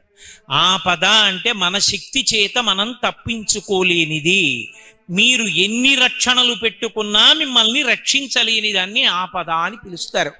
రక్షణము లేక సాధుడు రక్షితుడకు సమత చేసి రాయుడులందున్ రక్షణలు వేయి కలిగిన శిక్షితుడకు కలుడు పాపచిత్తుండగుటన్. ఎన్ని రక్షణలు పెట్టుకున్నా ప్రమాదాలు ఆపలేం. ప్రమాదము అన్న మాటకు అర్థాన్ని భీష్ముడు చెప్తాడు. రాజట ధర్మజుండు, దుర్యోధనుడు పరిపాలిస్తున్నాడు, పాండవుల పిల్లల్ని చంపారంటే అర్థం ఉంది, దుర్యోధనాదులు చచ్చిపోయారు. ఉన్నది ధర్మరాజు గారు, ఆయనే పరిపాలిస్తున్నాడు. మరి 5 పాండవుల పిల్లలు ఎలా చచ్చిపోయారు? రాజట ధర్మజుండు, సురరాజసుతుండట ధన్వి, దేవేంద్రుడి కొడుకు అర్జునుడు. ఆయన చేతిలో ఉన్నది సర్వభద్ర సంయోజకమైన గాంధీవము విల్లుయట. ఆ గాంధీవం చేత్తో పట్టుకుని వింటి నారి సారిస్తే పిడుగులు పడిన ధనుస్తుంది, శత్రువులకి నెత్తురు కక్కుకు చచ్చిపోతారు. అటువంటి గాంధీవం పట్టుకునేవాడు అర్జునుడు. లోకాలని కాపాడగలిగిన కృష్ణ పరమాత్మ సారథి, బ్రహ్మాండమైన గద పట్టుకుని ఎప్పుడూ తిప్పుతుండేవాడు భీముడు. ఇంత గొప్ప వాళ్ళ పిల్లల 5 ఒక్క రాత్రి ఎలా చచ్చిపోయారా? వీళ్ళ గొప్ప ఏమైపోయింది అంటే ఎవడి గొప్ప చేత, ఎవడి సమర్థత చేత వాణ్ణి వాడు రక్షించుకోలేకుండా ఈశ్వరుడు ఏర్పాటు చేసినటువంటి ప్రమాదభరితమైన సంఘటనకు ఆపద అని పేరు. ఆపద తప్పడానికి కారణమేది అంటే భగవద్భక్తి ఒక్కటే. ధర్మరాజు గారు భారతంలో చెప్తాడు, ఆపద గడువం బెట్టన్ ఓర్చి సుఖంబైన దాని నుడగూట్పన్ అంటాడు. ఆపద తీసేయాలన్నా, ఆపద స్థానంలో సుఖాలు ఇవ్వాలన్నా నమ శివాభ్యాం అశుభాపహాభ్యాం, అశుభాలు పోవాలంటే, చల్లగా ఉండాలి అంటే శివాభిషేకం జరుగుతూ ఉండాలి. ఎంతో శ్రద్ధతో చెయ్యాలి. మీరు ఏమనుకోనంటే నేను మీతో ఓ మాట చెప్తా. నేను ఎవ్వరినీ చిన్నపుచ్చడం నా ఉద్దేశ్యం కానే కాదు. నేను మణుగూరులో భారజలోత్పత్తి కేంద్రంలో ఉపన్యాసాలు చెప్పడానికి వెళ్ళాను. వెళ్ళి నేను అక్కడ ఒక విషయం విని తెల్లబోయాను. ఆ ఊరికి చాలా దూరంగా ఉంటుంది కర్మాగారం. అక్కడ ఎక్కువ ఇళ్ళు కూడా ఉండనివ్వరు. అక్కడ అలారం వేస్తే ఊరు విడిచిపెట్టి పారిపోవలసింది. అంత దూరంలో ఉంటుంది. అంత ప్రమాదభరితమైనటువంటి కర్మాగారం ఆ కర్మాగారం. అందులోంచి వచ్చేటటువంటి పదార్థాన్ని అణుకర్మాగారాల్లో ముడి పదార్థంగా వాడతారు. భద్రాచలం దగ్గర కట్టారు మణుగూరులో. నేను అక్కడికి ఉపన్యాసాలు చెప్పడానికి వెడితే అక్కడ ఒక పెద్ద చెట్లతో ఉన్న ప్రాంగణాలంటే నాకు చాలా ఇష్టం. అక్కడ ఒక గెస్ట్ హౌస్లో నాకు అకామిడేషన్ ఇచ్చారు. మర్నాడు నేను గుడి దర్శనానికి వెళ్ళి నేను అక్కడ ఒక విషయం విని తెల్లబోయాను. ఏమిటి ఆ విషయం అంటే, బయట నుంచి తెచ్చిన పువ్వులు అక్కడ దేవాలయాలలో ఈశ్వరుడికి వెయ్యరు. బయట నుంచి కొని తెచ్చి పదార్థాలతో అక్కడ పూజ చెయ్యరు. ఆ కర్మాగారంలో పనిచేసే ఉద్యోగులు తమ తమ ఇళ్లలో పూల మొక్కలు పెంచి 3-4 కలిపి సంవత్సరంలో ఒక తిథిని ఎంచుకుంటారు. చైత్రమాస శుక్లపక్ష పాడ్యమి మాది అని వాళ్ళు ఆ 4 ఇళ్ల వాళ్ళు కలిపి దండలు కట్టి తెచ్చిస్తారు. ఇంత ప్రమాదభరితమైన కర్మాగారంలో పనిచేస్తున్నాం, మాకు రక్షణ ఎక్కడి నుంచి వస్తుంది అంటే దేవాలయంలో ఉన్న స్వామికి మా ఇంటి నుంచి వెళ్ళాలి పూలమాలలని. అభిషేకాలకి పదార్థాలు వాళ్ళిళ్ల నుంచే వెడతాయి. దేవాలయాలలో ఉత్సవాలకి వాళ్లే నిర్వాహకులై చేసుకుంటారు. నేను తెల్లబోయింది ఎక్కడ అంటే, ఆ కర్మాగారానికి అత్యంత ప్రధాన స్థానంలో ఉన్నటువంటి వ్యక్తి ఆయన ప్రతిరోజు దేవాలయానికి వచ్చి ఉత్సవాల్లో ఆయన దగ్గరుండి నిలబడి నిర్వహణ చేస్తారు. నేను ఆఖరికి ఉపన్యాసాలు చెప్పి వెళ్ళిపోతుంటే కూడా ఆయన వచ్చి స్వయంగా వీడ్కోలు ఇచ్చి నమస్కారం చేసి వెళ్ళాడు. నేను ఎందుకు మీతో చెప్తున్నాను ఈ మాట అంటే, ఒక్కొక్క చోట మనం పనిచేసేటప్పుడు అక్కడ రక్షణ దేని వల్ల కలుగుతుంది అంటే, అక్కడ అన్నం తింటున్నాం కాబట్టి మనందరం ఒక కుటుంబంగా మనని మనం రక్షించుకోవడానికి ఈశ్వర శక్తిని ఆవాహన చేసుకోవాలి. అదే మనని కాపాడుతుంది. కాబట్టి ఆ శివాభిషేకం లోకానికి రక్షణ కవచంగా కట్టబడుతుంది. అమ్మవారికి చేసిన కుంకుమార్చన, ఆ పెట్టుకున్నటువంటి బొట్టు రక్షణగా నిలబడుతుంది. అందుకే మీరు చూడండి, ఏదైనా మీకు సుఖంతో పాటు ప్రమాదం కూడా పొంచి ఉండేట్టు చెయ్యగలిగిన ఏదైనా సరే, శక్తి ఎక్కువ ఉన్న ఏదైనా సరే వాడరు తిన్నగా. అమ్మవారి దగ్గర పూజ చేయిస్తారు. నేను మోటార్ సైకిల్ కొనుక్కున్నాను అనుకోండి, స్పీడోమీటర్ తిరగడం సరదాగా ఉంటుంది, కానీ ఒక నట్టు ఊడిపోయిందంటే చాలు. అందుకని వాహన పూజ అని తీసుకెళ్లి అమ్మవారి గుళ్ళో పూజ చేయిస్తారు. ఎంత ప్రమాదభరితమో, ఎంత శక్తిని తన యందు పెట్టుకుంటుందో దాన్నంతటినీ కూడా ఇప్పటికీ వేద విభాగంతో చూపిస్తారు. ఇది శక్తి స్థానము అని గుర్తేమిటంటే, ఇలా ఇలా మెరుపు వేస్తారు. దాని శక్తి నువ్వు పట్టుకోలేవు, ముట్టుకోవడానికి కూడా సమర్థుడివి కావు. అంటే ఎలక్ట్రికల్ సబ్స్టేషన్లో పుర్రె బొమ్మ వేసి 2 ఎముకలు పెట్టి ఇలా ఇలా వేస్తారు. అంటే సక్రమంగా వాడుకుంటే అన్నం, తేడా వస్తే పుర్రె ఎముకలే మిగులుతాయి.